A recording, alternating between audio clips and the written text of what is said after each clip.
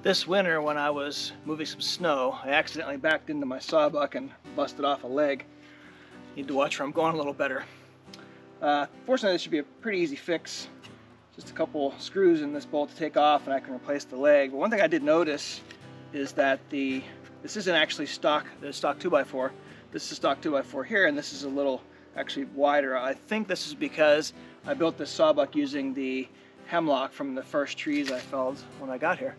So I'm gonna go over to the pile and try to dig some of this out and get this leg fixed.